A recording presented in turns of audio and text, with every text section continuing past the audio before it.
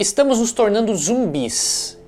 Esse vídeo é um alerta para todos vocês, toda a minha geração, toda a geração que vem a seguir, pois o que estamos vendo é algo crítico, é um precipício aonde um dos nossos pés já passou e o outro está pronto para pular.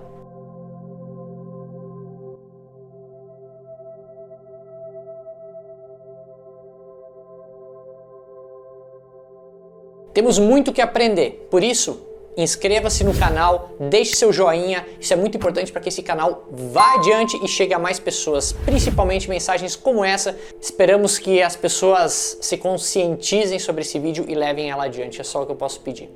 Hoje eu trouxe duas convidadas aqui para falar sobre alguns questionamentos que a sociedade está se fazendo, que eu estou fazendo e que você aí pode estar fazendo também. Hoje eu vou trazer aqui para responder algumas perguntas minha querida Fernanda Xavier Tedesco Perizin. Ela é consteladora sistêmica, ajuda as pessoas a se encontrar perante problemas da vida emocional, vida financeira, de uma forma reveladora, mostrando como as nossas famílias influenciam no que a gente é hoje.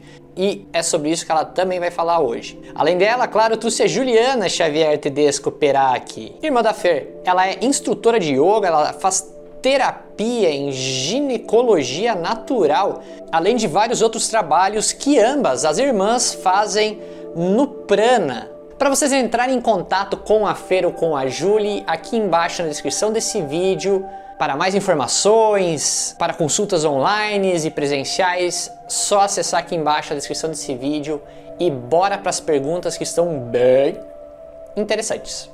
Como as pessoas despertam em meio a tanta distração, internet, enfim, como as pessoas hoje conseguem despertar em meio a um caos da internet, a um caos da sociedade, a tudo que está bloqueando a nossa visão para algo muito mais sutil e importante. Como elas percebem que a mudança só pode acontecer a partir delas mesmas?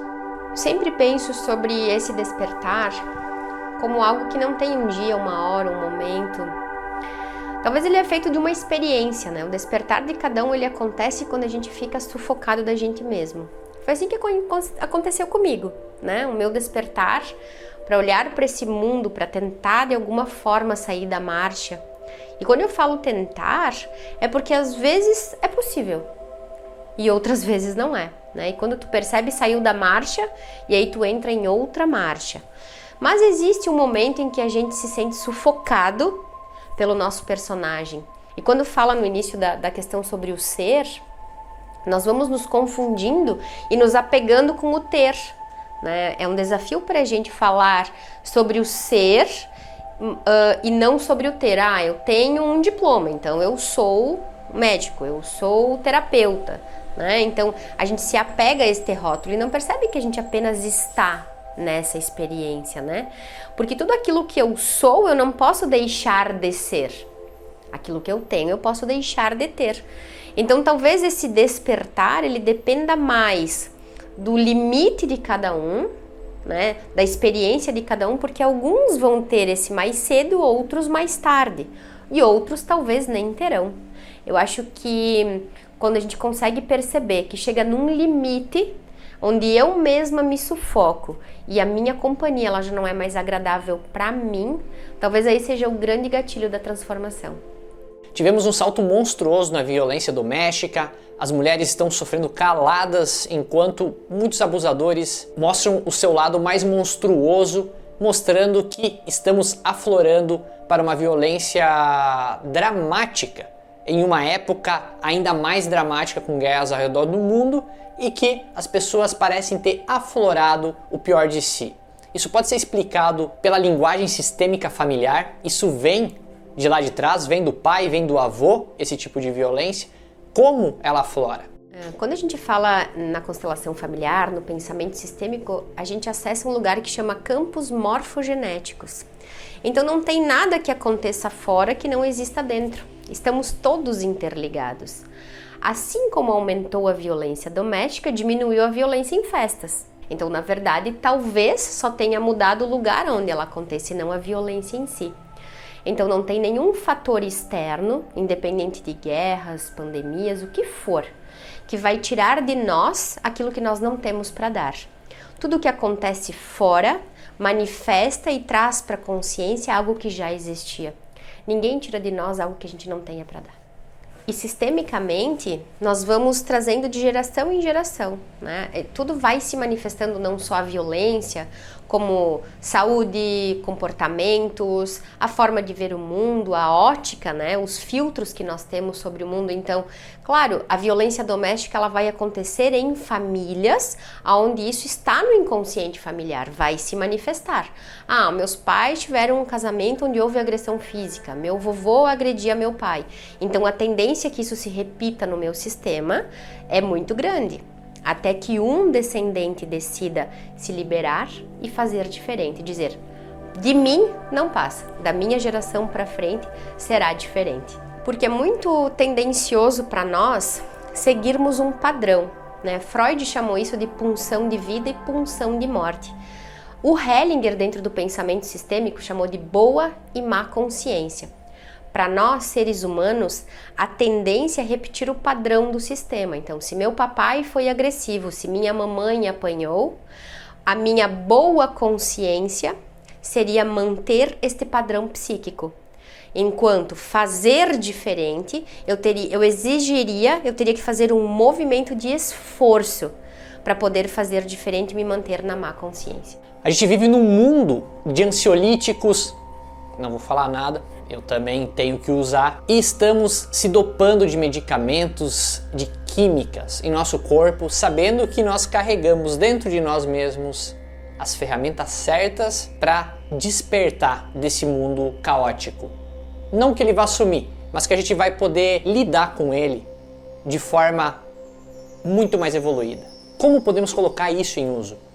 O hinduísmo, gosto bastante de falar sobre o hinduísmo pela questão de ser instrutora de yoga. E a gente tem o tempo todo a natureza em si, mas tem algo que a gente esquece de usar, que é o ar, é a respiração.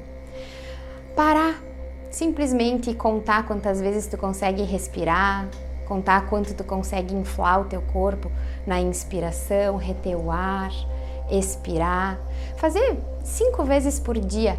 Isso vai qualificando, vai alcalinizando o nosso corpo e vai reduzindo os nossos hertz cerebrais. A gente vai conseguir sentir as emoções, conseguir observar o movimento das árvores. Então os medicamentos na farmácia, sim, eles estão à disposição, mas a gente também pode se conectar com a natureza e acessar essa ancestralidade e o poder que a terra tem de nos curar, fornecendo plantas, fornecendo medicamentos naturais e se conectando com isso que brota dentro da gente. Até porque os medicamentos da farmácia vão tratar e não vão nos curar. A cura ela é de dentro para fora e não de fora para dentro. Precisamos olhar para os nossos comportamentos, para as nossas questões, as nossas sombras, aquilo que nos dói. Assim nós vamos nos curar. Bom, os anos de 2020 e 2021 foram pesadaços para todos nós, eu tenho certeza que para você aí também, mas a gente aprendeu muito com eles, a gente errou muito com eles, e eu acho que para boa parte das pessoas esses anos eles nos levaram a rever conceitos da nossa vida, da nossa infância, juventude, lidar com traumas de infância. Eu acredito que o ano passado, principalmente para mim, ele foi muito pesado, foi o meu ano, o ano da carência na numerologia para mim, e eu não soube disso antes de lidar com as coisas. E eu vi que a gente tenta lidar com tudo, tenta colocar tudo nas costas, mas não tem força suficiente o tempo inteiro. A gente não é perfeito o tempo inteiro. E como lidar com essa imperfeição? Como aceitar essa imperfeição em um mundo onde todo mundo é feliz e tem vida perfeita o tempo inteiro?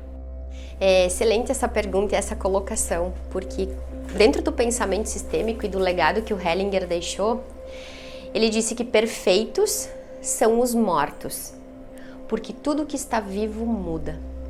Então essa nossa busca pela perfeição é uma busca pela morte.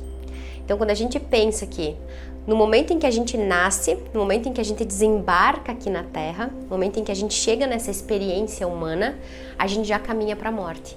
Então nós temos um movimento de busca por essa morte. O que eu estou fazendo aqui? Quero voltar para casa? Que dia minha nave chega? Né? E várias formas de a gente falar e se referir a esta passagem. Né? Então essa busca pela perfeição nada mais é que a busca do desencarne, do sair da vida da matéria. Então, terão partes nossas que vão se mostrar, como para ti no ano de 2021, as tuas carências, como em alguns tempos da nossa vida nos aparecem formas mais perversas. Tem horas que a gente tá mais bonzinho, tem mais dificuldade de dizer um não, porque nós somos feitos de partes. Criamos um hábito, é um hábito humano de nos definirmos, né? Eu sou assim, eu estou assim. Mas isso são apenas partes nossas que vão se mostrando conforme os acontecimentos internos. Por quê? Nós somos um ser de luz em uma experiência humana. Nós somos um pedaço do universo. E tudo aquilo que for possível e de merecimento da minha alma vai se manifestar através de mim. E é natural que na nossa experiência humana a gente deseje ser um ser humano melhor, uma mãe melhor, um pai melhor, uma mulher mais bonita, um homem mais desejável. É natural que a gente faça isso. Essa busca pela perfeição nada mais é que a busca pela morte. E a morte, ao contrário do que muito se pensa, ela não é o oposto da vida. A morte é o oposto do nascimento. O nascimento é o dia que a gente desembarca aqui na Terra, é o dia que a gente chega aqui. E a morte é o dia em que a gente desembarca, vai embora. O intervalo entre os dois acontecimentos é que se chama vida. E no momento em que a gente atingir a perfeição, a gente não vai mais ter razão para precisar levantar, né? A gente já atingiu a perfeição. Então, perfeitos são os mortos. Tudo que está vivo muda. Estamos rodeados de propagandas, de charlatões, de coachings o tempo inteiro para todo lado, todo mundo é dono da verdade. Mas o que eu gostaria de saber, quais os recursos naturais, as ferramentas naturais que temos ao nosso redor para nos ajudar, para nos salvar desse mundo cão, para nos libertar mentalmente e curar o corpo, não precisar de tanto medicamento, como eu comentei antes, e mesmo assim levar uma vida legal, uma vida mais leve, no meio de um caos de tanta propaganda que nos rodeia nas telas que temos o tempo inteiro conosco. Hoje a internet é um recurso maravilhoso, com muita informação, a qualquer enter que a gente der, em qualquer pergunta que a gente fizer. Mas muito tem que se aprofundar, tem que conhecer. E eu digo esse conhecer não fora, não olhando para a câmera ou olhando para aquela telinha que está aparecendo, aquele colorido que se mostra ali no computador ou no celular, mas o que aquilo identifica dentro da gente. Porque o que é certo para um não é para o outro. O que vira a chave para um não vai virar a chave para o outro. O que vai expandir a minha consciência vai ser diferente para cada pessoa aqui na Terra. Então é importante que a gente olhe para o conteúdo que está sendo observado, a origem, o que chega no teu coração e simplesmente parar, meditar e se perceber nesse mundo, porque a resposta está dentro e não fora. Muitas vezes a doença se manifesta no corpo físico para que a gente possa olhar para o nosso corpo. Muitas vezes a gente passa o dia inteiro, meses inteiros, anos, talvez a vida toda e não conhece o próprio corpo. Então as doenças se manifestam no corpo físico para que a gente possa se conhecer. E essa doença vem para nos curar.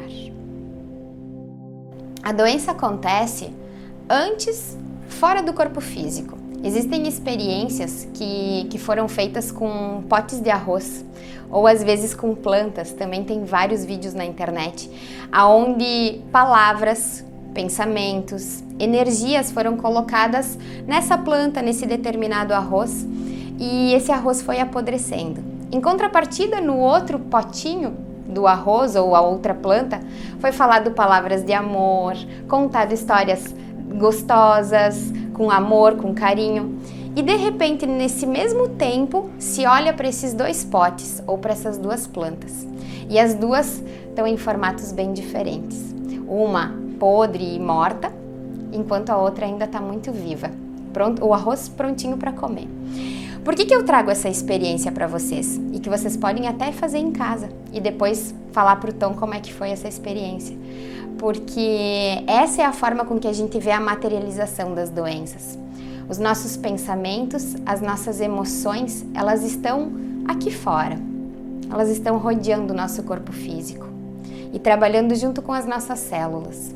A somatização de pensamentos negativos, a somatização de blasfêmia, de assistir filmes com guerra, de escutar noticiário com notícias pesadas, isso tudo nesse somatório vai manifestar de alguma forma no nosso corpo. O nosso corpo vai adoecer, assim como o arroz e a plantinha. Façam esse teste e procurem elevar a energia de vocês. Tem uma frase que eu gosto de lembrar agora nessa pergunta, que é sobre o passado. A gente tem o costume de falar que quem vive de passado é museu. Porém, a gente precisa olhar para o passado, entender e perdoar o passado para continuar, para seguir em frente. Mesmo errando, a gente não vai deixar de errar. A gente é humano, isso faz parte da humanidade. É aprender. Como que a gente pode evoluir aqui agora nesse momento? Como encontrar nosso propósito aqui no presente, olhando para o passado, mas sem ficar preso a ele? O passado é o presente e que é o futuro, porque o tempo ele é relativo. Tudo que acontece hoje, um ancestral precisou inventar, precisou sofrer, talvez guerras tiveram que acontecer para hoje a gente ter e estar como está. Então honrar e olhar para trás é muito necessário. O que muda isso é estar vivendo em sofrimentos e em questões do passado e não conseguindo virar a chave para evoluir o teu processo de experiência aqui na Terra. Quando a gente fala isso, numa prática de yoga, por exemplo, a gente procura estar no momento presente, que a única coisa que nós temos é o agora. Então, é importante honrar tudo aquilo que aconteceu, ter os nossos projetos do futuro, mas se a gente não viver agora, as coisas não vão acontecer. A gente vai estar sempre pensando o que eu posso fazer, quando eu tiver, mas o que aconteceu, e nunca vamos estar aqui, vivendo a experiência e aquilo que tem que ser vivido agora. E a vida vai passar pela janela dos teus olhos e você não vai ter feito aquilo que veio fazer. E ninguém veio para a Terra na experiência errada, né? Como já dizia Einstein, Deus não joga dados. Nós nascemos através do pai e da mãe certos para nossa experiência terrena. E olha só, quando a gente consegue conectar a uma sensação e o poder que a palavra suficiente tem no nosso inconsciente, nós conseguimos perceber que essa insatisfação do tempo passado, do tempo futuro e de estar no estado de presença é a falta de um sentimento chamado suficiente. Nós queremos sempre mais, um celular melhor, um computador melhor, um corpo melhor, uma vida melhor, porque não conseguimos olhar para o que aconteceu e pensar que foi suficiente.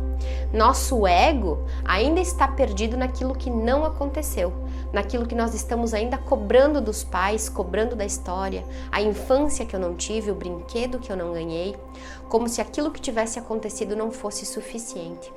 Estar no estado de presença é saber que nesse momento eu comi o suficiente, que talvez eu já tenha autoconhecimento suficiente, mas não no sentido de acomodar e dizer que tá bom assim, mas talvez seja suficiente para hoje, para esse momento.